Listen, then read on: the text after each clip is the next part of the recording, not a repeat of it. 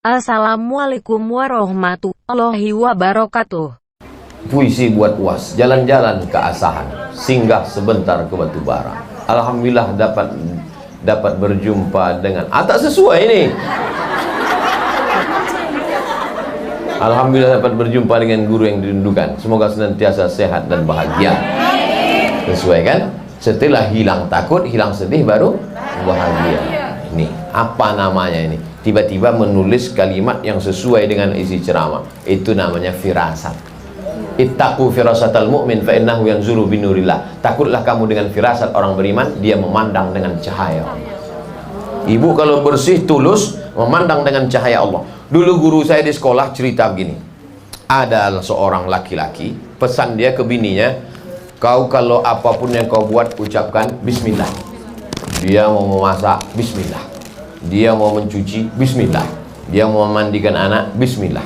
Rupanya lakinya ini agak jahat sedikit. Cemana supaya biniku ini mati. Dia ambilnya ular berbisa, dimasukkannya dalam tempat beras. Maksudnya biar supaya pas bininya nanti memasak, dipatuk ular mati, supaya dia bisa macam tahu aja. Nah, akhirnya dimasukkannya ular berbisa ke dalam tempat beras tadi. Tiba-tiba pas malam itu dia balik ke rumah, ditengoknya masakan udah siap. Kok tak mati dia? Heran dia, kok tak mati? Ditengoknya tempat beras tadi. Mau menengok ular tadi apakah lepas? Tidak, di senternya lah. Senternya kan? Ibu mau cepat aja lakinya tadi mati. Ini menunjukkan dendam. Tenang dulu, selesai. Begitu ditengoknya tempat beras tadi, tengoknya tempat beras, rupanya ular itu sudah berubah menjadi emas. Kenapa ular itu berubah menjadi emas? Semua kita mengucapkan bismillah. Kenapa berubah menjadi emas? Keikhlasan dan ketulusan. Berubah menjadi emas. Tobat si laki-laki, tak jadi dia mati, Bu. Saya tahu semua ibu menginginkan dia mati, tapi ibu yang ikhlas tadi tak mau lakinya mati.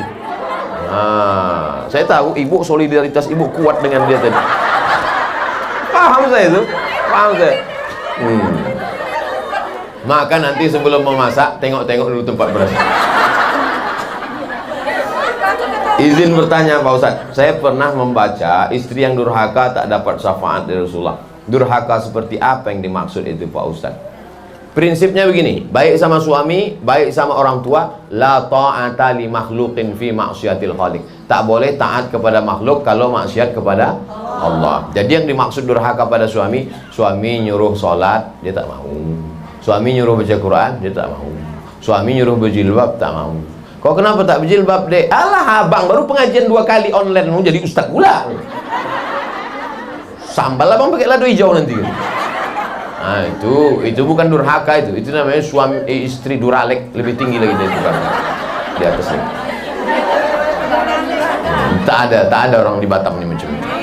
Habis semua udah ditelan-telan ikan laut sana. Ya pula diaminkan. Dah, insya Allah ibu semuanya solihah. Bagaimana perempuan yang tak cocok lagi dengan suaminya, lalu kemudian dia menikah tanpa surat cerai?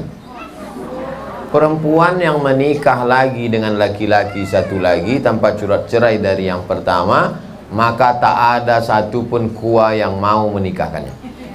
Karena Pak Kua pasti akan menanya judul lagunya, kau masih gadis atau sudah janda? Kalau dia gadis ada surat keterangan orang tuanya, kalau dia janda ada sertifikat cerai dari pengadilan. Kalau dia nikah siri, maka orang yang menikahkan siri itu bisa dipidanakan. Negara Kesatuan Republik Indonesia.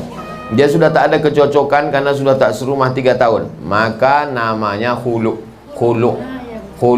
pakai ain, khulu. Si perempuan ini menggugat ke pengadilan.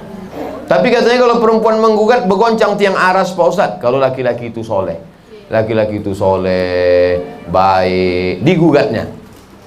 Kugugat dia Pak Hakim. Kenapa kau gugat? nggak maco, kampungan.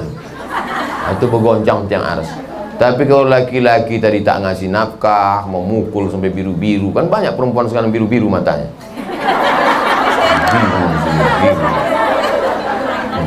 Bibir pula bengkak macam Angelina Jolie. Entah ditinju kawan tuh. Nah itu, maka kalau begitu boleh dia menggugat.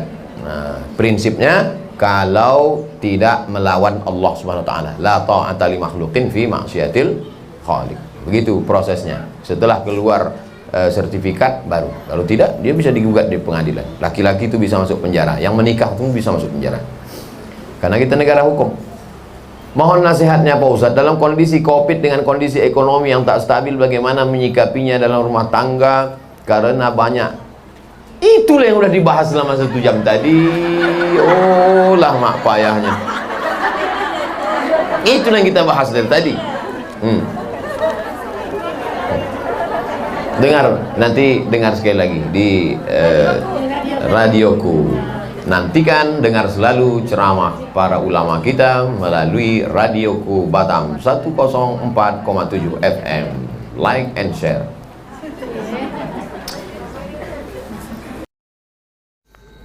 Saya sudah menikah dan sekarang sudah berpisah. Ternyata saya dibohongi selama perkenalan, sampai yang ternyata dia adalah seorang gay. Gay itu LGBT. Gay itu kalau nampak anak gadis cuek aja dia. Tapi kalau nampak anak lajang meniti air liurnya. Itu gay.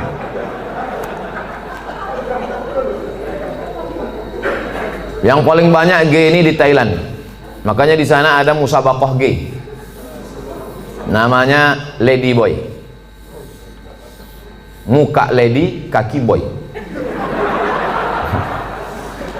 Yang paling hebat merubah buah-buah ini itu di Bangkok. Bisa dirubah orang itu, jeruk itu manis luar biasa. Bisa dirubahnya apel, bisa dirubah genetika tanaman, bisa mereka buat. Bisa itu limau jeruk manis itu tak berbiji dibuatnya. Tapi yang lebih hebat, bisa orang pun tak berbiji dibuatnya. Itulah hebat. Luar biasa mereka. Ini gini. Oke, kita lanjutkan. Hati saya hancur Pak Ustaz. Jangankan ibu, saya pun ikut merasakannya. Coba, saya ini udah sampai pada level bisa merasakan perasaan orang lain.